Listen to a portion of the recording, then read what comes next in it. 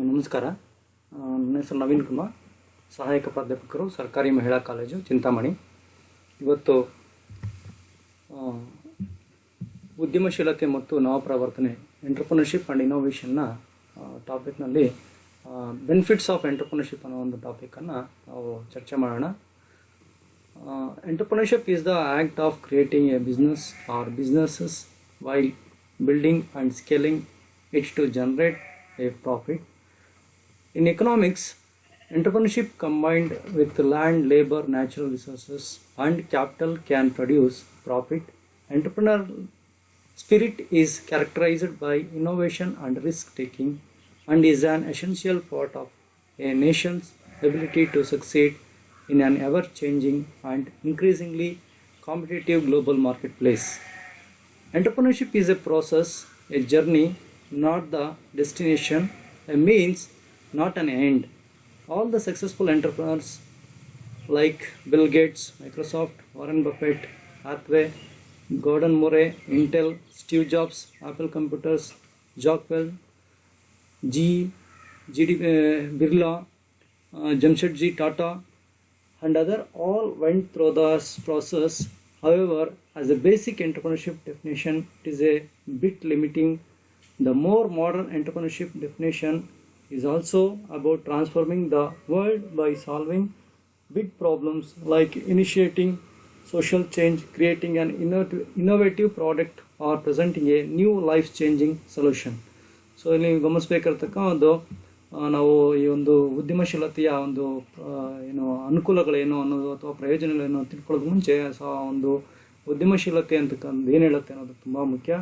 So ಇಲ್ಲಿ ಹೊಸದಾದಂಥದ್ದು ಏನಾದರೂ ಸಹ ಹುಟ್ಟು ಹಾಕುವಂಥದ್ದು ಅಥವಾ ಹೊಸ ಒಂದು ಆವಿಷ್ಕಾರಗಳನ್ನು ಮಾಡ್ತಕ್ಕಂಥದ್ದು ಅಥವಾ ಹೊಸದಾದಂಥ ತಾಂತ್ರಿಕತೆಯನ್ನು ಅಭಿವೃದ್ಧಿಪಡಿಸ್ತಕ್ಕಂಥದ್ದು, ಹೊಸ ಒಂದು ಉದ್ದಿಮೆನ ಆರಂಭಿಸ್ತಕ್ಕಂಥದ್ದು ಅಥವಾ ಉತ್ಪಾದನಾ ಚಟುವಟಿಕೆಗಳು ವೈವಿಧ್ಯತೆಯನ್ನು ತರತಕ್ಕಂಥದ್ದು, ಇವೆಲ್ಲವನ್ನೂ ಸಹ ನಾವು ನೋಡ್ಬೋದು. ಮೂಲ ಅರ್ಥಶಾಸ್ತ್ರಕ್ಕೆ ಬಂದರೆ ನಾವು ಇಲ್ಲಿ ಗಮನಿಸಬೇಕಾಗಿರ್ತಕ್ಕಂಥದ್ದು ಭೂಮಿ ಮತ್ತು ಶ್ರಮ ಏನಿದೆ ಅಥವಾ ಸಂಪನ್ಮೂಲಗಳೇನಿದ್ದಾವೆ, ಹಾಗೆ ಬಂಡವಾಳ ಏನಿದೆ, ಅವುಗಳೆಲ್ಲವನ್ನು ಒಗ್ಗೂಡಿಸಿ ಒಂದು ಲಾಭವನ್ನು ತರುವಂಥ ಒಂದು ವಿಚಾರವಾಗಿ ನಾವು ನೋಡ್ತೀವಿ.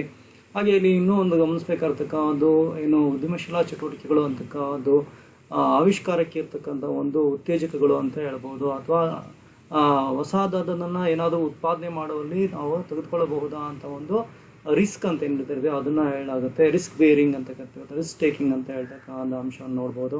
ಆಮೇಲೆ ಇತ್ತೀಚಿನ ದಿನದಲ್ಲಿ ನಾವು ನೋಡಿದಾಗ ಸಾಕಷ್ಟು ಅಂತಾರಾಷ್ಟ್ರೀಯ ಮಟ್ಟದಲ್ಲಿ ಈ ಉದ್ಯಮಶೀಲತೆ ಅಂತಕ್ಕಂಥದ್ದು ಇದೆ. ಸೊ ಆ ಉದ್ಯಮಶೀಲತೆಯ ಅನುಸಾರವಾಗಿ ನಾವು ನೋಡಿದಾಗ ಹೊಸ ಒಂದು ಉತ್ಪನ್ನಗಳು ಹೊರಹಾಗ್ತಕ್ಕಂಥದ್ದು. ನಾವು ಇಲ್ಲಿ ಉದಾಹರಣೆಗೆ ತಗೋಬೋದಾದ ದೊಡ್ಡದಾದಂಥ ಅತಿ ದೊಡ್ಡ ಉದ್ಯಮಿ ಚಟುವಟಿಕೆಗಳನ್ನು ಕೈಗೊಳ್ತಕ್ಕಂಥ ಒಂದು ವ್ಯಕ್ತಿಗಳು ಅಂತ ಬಂದಾಗ ಸೊ ಬಿಲ್ ಗೇಟ್ಸ್ ಆಗಿರ್ಬೋದು, ಅಥವಾ ಸ್ಟೀವ್ ಜಾಬ್ಸ್ ಆಗಿರ್ಬೋದು, ಅಥವಾ ಬಿರ್ಲಾ ಆಗಿರ್ಬೋದು, ಜಮ್ಶೆಡ್ಜಿ ಮೊದಲಾದಂಥ ಒಂದು ಟಾಟಾ ಗ್ರೂಪ್ ಆಫ್ ಕಂಪನೀಸ್ ಆಗಿರ್ಬೋದು, ಅಥವಾ ರಿಲಯನ್ಸ್ ಒಂದು ಗ್ರೂಪ್ ಆಫ್ ಕಂಪನೀಸ್ ಆಗಿರ್ಬೋದು. ಹೀಗೆ ಬಹು ದೊಡ್ಡದಾದಂಥ ಉದ್ಯಮಿಗಳನ್ನು ನಾವು ನೋಡ್ಬೋದು. ಸೊ ಇವರು ಒಂದು ದೊಡ್ಡ ಉದ್ಯಮಿಯ ಒಂದು ಚಟುವಟಿಕೆಯನ್ನು ಪ್ರಪಂಚದಾದ್ಯಂತ ಹೊಂದಿರತಕ್ಕಂಥವ್ರು. ಇವರಲ್ಲದೆ ಇವತ್ತು ನಾವು ಸಮಕಾಲೀನ ವ್ಯವಸ್ಥೆಯಲ್ಲಿ in the contemporary period we have several type of the entrepreneurship activities existent in the market. So in the medium size and small scale industries in the economy. So ನಮ್ಮ ಒಂದು ಆರ್ಥಿಕತೆಯಲ್ಲಿರತಕ್ಕಂಥ ಸಣ್ಣ ಮತ್ತು ಮಧ್ಯಮ ಗಾತ್ರದ ಒಂದು ಕೈಗಾರಿಕೆಗಳಲ್ಲೂ ಸಹ ಸಾಕಷ್ಟು ಪ್ರಮಾಣದ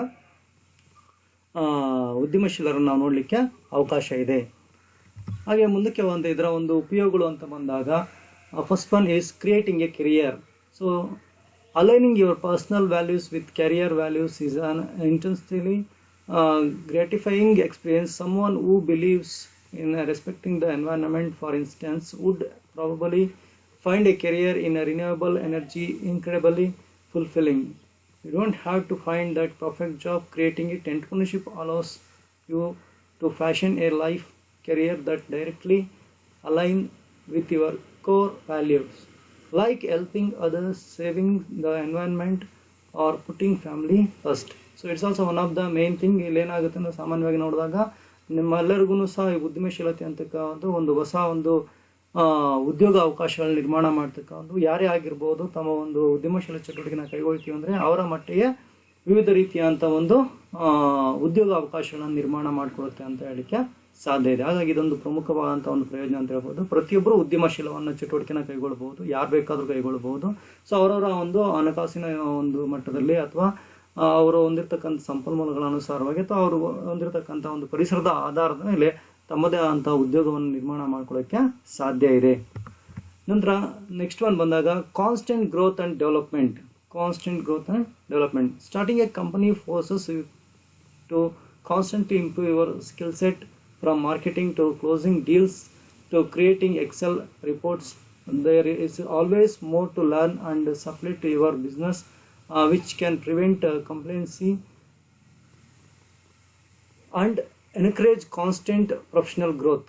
So it is also one of the main thing. So whenever we have a good entrepreneurship activities existing in the public by the public or entrepreneurs, so then it is possible to the constant growth of the economy are themselves. ಅಂದರೆ ನಮ್ಮ ಒಂದು ಚಟುವಟಿಕೆಗಳನ್ನು ನಾವು ಕೈಗೊಂಡಾಗ ಅಥವಾ ಉದ್ಯಮಶೀಲ ಚಟುವಟಿಕೆ ನಾವು ಕೈಗೊಳ್ಳೋದಾದರೆ ಅಥವಾ ನೀವು ಕೈಗೊಳ್ಳೋದಾದರೆ ಸೊ ನಿಮ್ಮ ಒಂದು ಪ್ರಗತಿ ಅನ್ನೋದನ್ನು ಒಂದು ಸ್ಥಿರವಾದಂಥ ಪ್ರಗತಿನ ಹೊಂದಲಿಕ್ಕೆ ಸಾಧ್ಯ ಆಗುತ್ತೆ ಮತ್ತು ಅಭಿವೃದ್ಧಿಯನ್ನು ಹೊಂದೋದಕ್ಕೂ ಅವಕಾಶ ಆಗುತ್ತೆ ಅಂತ ಹೇಳಬಹುದು.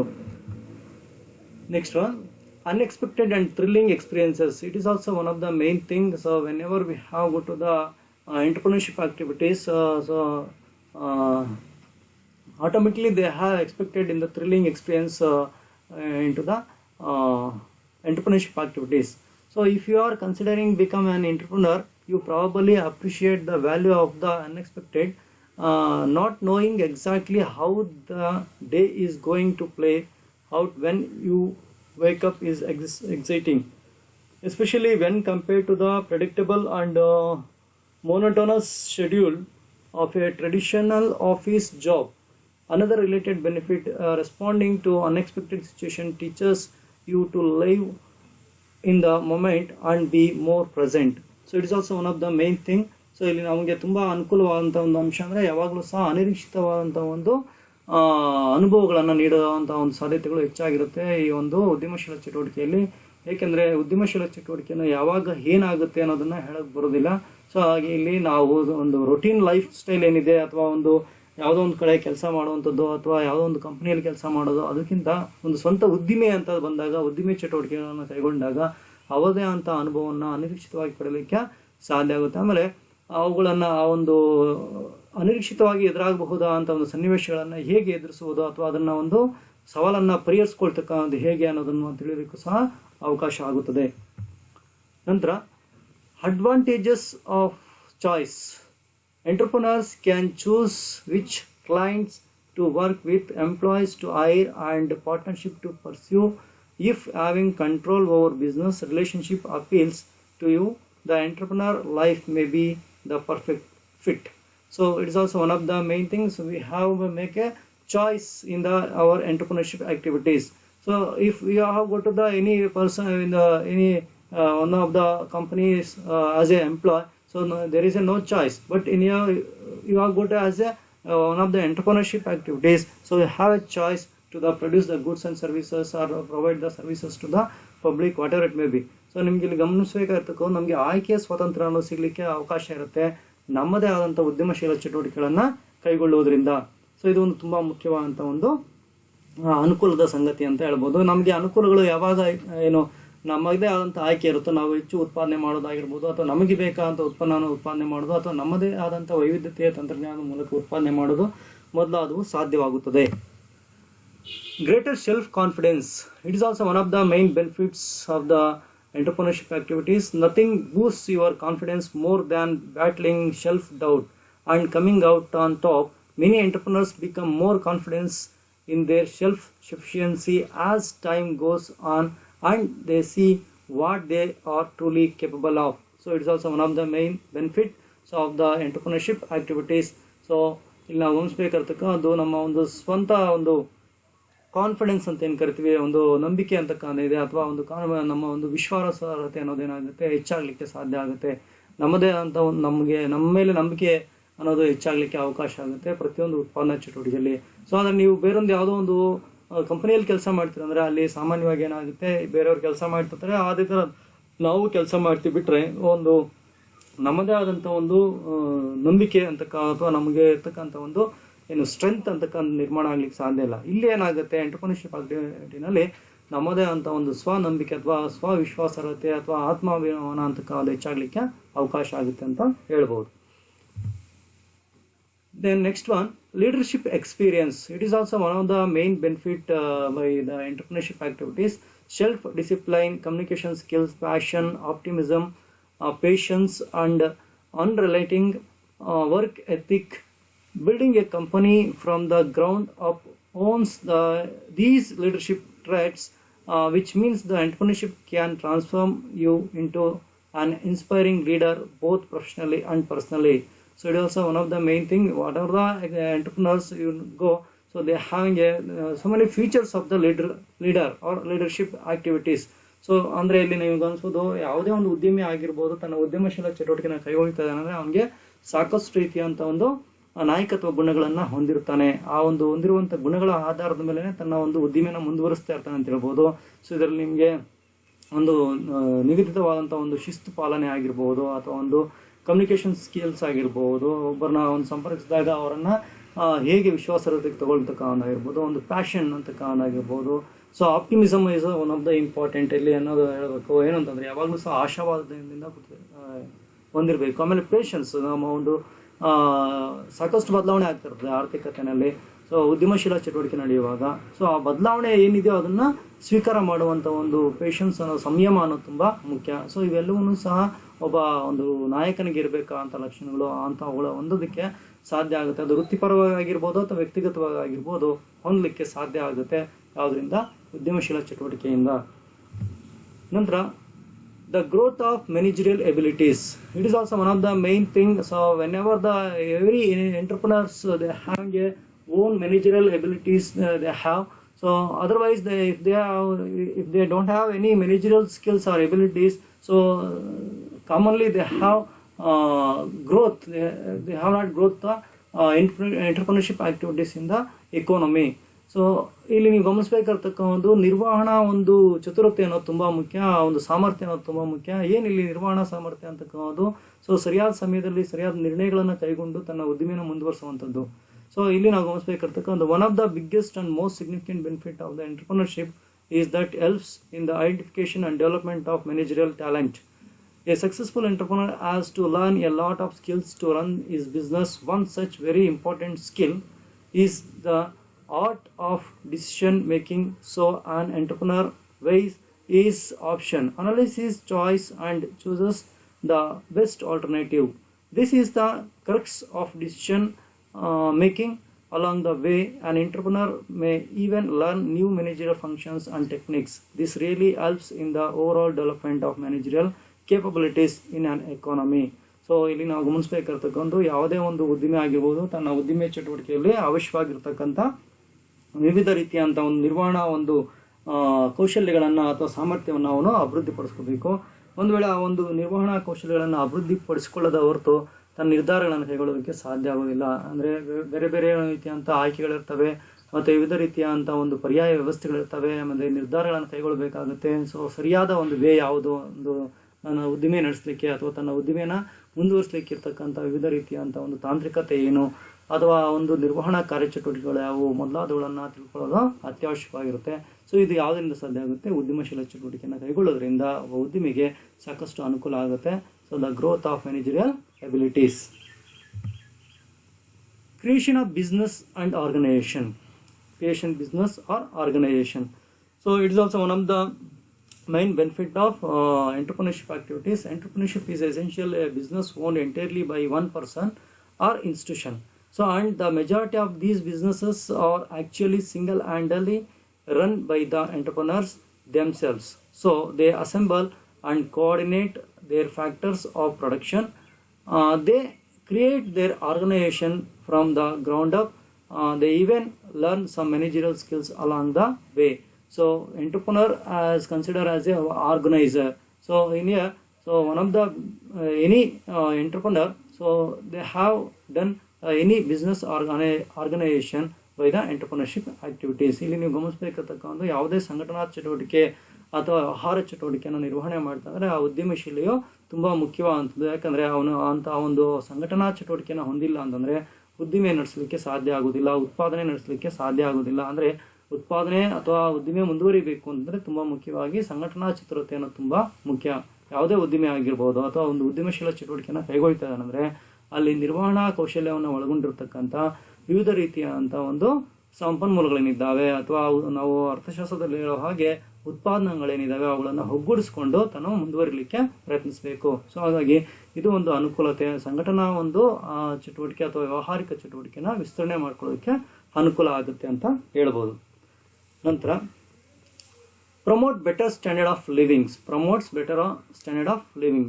So one very important factor of entrepreneurship is that they help fulfill all the customer need and luxuries in society. An entrepreneur will launch products and services to meet customer requirement, even if it is not a mainstream good services. Even niche recruitment are fulfilled by entrepreneurs.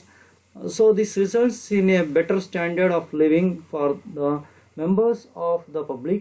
The boom we have seen in high-tech electronics, personally shopping experiences, luxury cars and other products are all results of these rise in our standard of living thanks to entrepreneurs.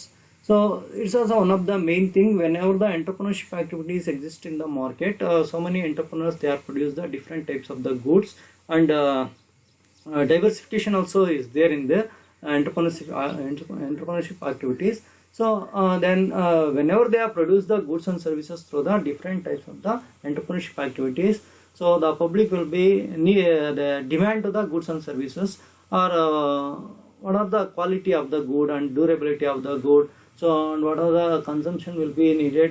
So these are all the things, one dimension. So another dimension, so whenever the entrepreneurship activities exist, though so many employment will be created, so actually they are having a income, so then consumption level also increases, so they consume the more and more.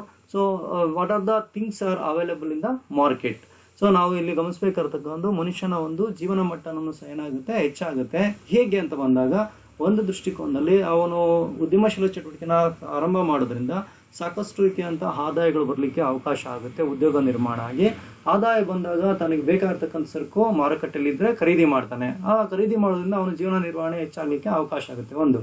So ಎಂಟರ್ಪ್ರನರ್ಶಿಪ್ ಉದ್ಯಮಶೀಲ ಚಟುವಟಿಕೆಗಳನ್ನು ಇಲ್ಲದೆ ಯಾವುದೇ ಉದ್ಯಮದಲ್ಲಿ ಅಂದರೆ ವಲಯದಲ್ಲಿ ಅಥವಾ ಒಂದು ಮಾರುಕಟ್ಟೆಯಲ್ಲಿ ಉತ್ಪನ್ನ ಇರಲಿಕ್ಕೆ ಸಾಧ್ಯ ಇಲ್ಲ. ಉತ್ಪನ್ನ ಮಾರುಕಟ್ಟೆಯಲ್ಲಿ ಇದ್ದಾಗ ನಾವು ಕನ್ಸ್ಯೂಮ್ ಮಾಡ್ತೀವಿ.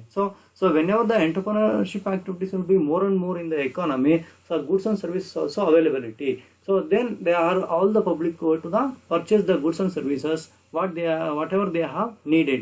So then they are consume all the goods and services. Automatically the standard of living also increases. So like electronic goods like fridge, washing machine, or high quality television or mobiles, smart mobiles, like that only. So they are consume the goods and services. ನಮಗೆ ಬೇಕಾಗಿರ್ತಕ್ಕಂಥ ಯಾವುದೇ ಸರಕು, ಅತ್ಯಾಧುನಿಕ ಸರಕುಗಳು ಮಾರುಕಟ್ಟೆಯಲ್ಲಿ ಇದ್ದಾಗ so ಅದನ್ನು ಖರೀದಿ ಮಾಡಲಿಕ್ಕೆ ಸಾಧ್ಯ ಆಗುತ್ತೆ. ಆಗ ಜೀವನ ಮಟ್ಟವನ್ನು ಸಹ ಹೆಚ್ಚಾಗಲಿಕ್ಕೆ ಅವಕಾಶ ಆಗುತ್ತೆ. Then economic development, it is also one of the main thing and is a major benefit by entrepreneurship activities. Entrepreneurs play a very important role in the national economy for any country. They are the spark that incite the flames of economic development in a country. They not only invest their own capital but also attract capital from the market. Entrepreneurs make productive use of these savings. They mobilize them and turn them into a productive resource. The pooled financial resource or capital is the basis of wealth creation in the economy. There is another of the benefit entrepreneurship is that they also create jobs in the market. Again, this contributes majority to the economic development of a country. So it is also one of the major benefit by the entrepreneurship activities by different entrepreneurs. So ಇಲ್ಲಿ ನೀವು ಗಮನಿಸಬೇಕು, ಇಡೀ ಆರ್ಥಿಕತೆಯಲ್ಲಿ ಉದ್ಯಮಶೀಲ ಚಟುವಟಿಕೆಯನ್ನು ಕೈಗೊಳ್ಳೋದ್ರಿಂದ ಆರ್ಥಿಕ ಅಭಿವೃದ್ಧಿ ಆಗಲಿಕ್ಕೆ ಸಾಧ್ಯ ಆಗುತ್ತೆ. ಸೊ ಯಾವುದೇ ರೀತಿಯ ಉತ್ಪನ್ನ ಮಾಡಲಿ, ಎಂತಹ ಉತ್ಪಾದನೆ ಮಾಡ್ತಾರೆ, ಎಂತಹ ಸೇವೆಗಳನ್ನು ಉತ್ಪಾದನೆ ಮಾಡ್ತಾರೆ, ಜನ ಬಳಸೋದಕ್ಕೆ ಸಾಧ್ಯ ಇರುವಂಥದ್ದನ್ನೇ ಉತ್ಪಾದನೆ ಮಾಡಬೇಕು. ಅವರು ಜನ ಬಳಸದೇ ಇರುವಂತಹ ಉತ್ಪಾದನೆ ಮಾಡೋದಕ್ಕೆ ಮಾರುಕಟ್ಟೆ ಸಿಗೋದೇ ಇಲ್ಲ. ಸೊ ಹೀಗಿರುವಾಗ ವಿವಿಧ ರೀತಿಯಂಥ ಉತ್ಪಾದನೆಗಳು ತಯಾರಿಸುವಂಥ ವಿವಿಧ ಉತ್ಪನ್ನಗಳು ಅಥವಾ ಸೇವೆಗಳಿಂದಾಗಿ ಆರ್ಥಿಕತೆಯಲ್ಲಿ ಸಾಕಷ್ಟು ವಹಿವಾಟು ಆಗಲಿಕ್ಕೆ ಸಾಧ್ಯ ಆಗುತ್ತೆ. ಸೊ ವಹಿವಾಟು ಆಗೋದ್ರ ಜೊತೆಗೆ ಉದ್ಯೋಗಗಳು ಸೃಷ್ಟಿ ಆಗ್ತವೆ. ಉದ್ಯೋಗಗಳು ಸೃಷ್ಟಿ ಆಯಿತು ಅಂದರೆ ಆದಾಯದ ಒಂದು ವಹಿವಾಟು ಆಗುತ್ತೆ. ಸೊ ಆದಾಯದ ವಹಿವಾಟು ಅಂದರೆ ಕೊಳ್ಳುವಿಕೆಯ ಪ್ರಮಾಣ ಹೆಚ್ಚಾಗ್ತದೆ. ಒಂದು purchasing propensity will be increases. So ಕೊಳ್ಳುವ ಒಂದು ಪ್ರವರ್ತನೆ ಏನಾಗುತ್ತೆ, ಹೆಚ್ಚಾಗಲಿಕ್ಕೆ ಸಾಧ್ಯ ಆಗುತ್ತೆ. ಸೊ ಈ ರೀತಿಯಾಗಿ ಬೆಳವಣಿಗೆ ಆಗ್ತಾ ಹೋದಂತೆ ಆರ್ಥಿಕ ಅಭಿವೃದ್ಧಿಯನ್ನು ನಾವು ಸಾಕಷ್ಟು ವೇಗವಾಗಿ ನಿರೀಕ್ಷೆ ಮಾಡಲಿಕ್ಕೆ ಸಾಧ್ಯ ಆಗುತ್ತೆ ಅಂತ ಹೇಳ್ಬೋದು. ಸೊ ಈ ಒಂದು ಹಿನ್ನೆಲೆಯಲ್ಲಿ ನಾವು ನೋಡಿದಾಗ ಈ ಎಲ್ಲ ಅಂಶಗಳನ್ನು ಸಹ ನಮ್ಮ ಒಂದು ಉದ್ಯಮಶೀಲ ಚಟುವಟಿಕೆಯನ್ನು ಕೈಗೊಳ್ಳೋದ್ರಿಂದ ಆಗುವಂಥ ವಿವಿಧ ಪ್ರಯೋಜನಗಳು ಅಥವಾ ಅನುಕೂಲಗಳು ಅಂತ ಹೇಳ್ಬೋದು. ಸೊ ಎಲ್ಲರಿಗೂ ಅರ್ಥ ಆಗಿದೆ ಅಂತ ಭಾವಿಸ್ತೀನಿ. ಸೊ ಮುಂದಿನ ತರಗತಿಯಲ್ಲಿ ಮತ್ತೊಂದು ಟಾಪಿಕ್ನೊಂದಿಗೆ ನೋಡೋಣ. Thank you.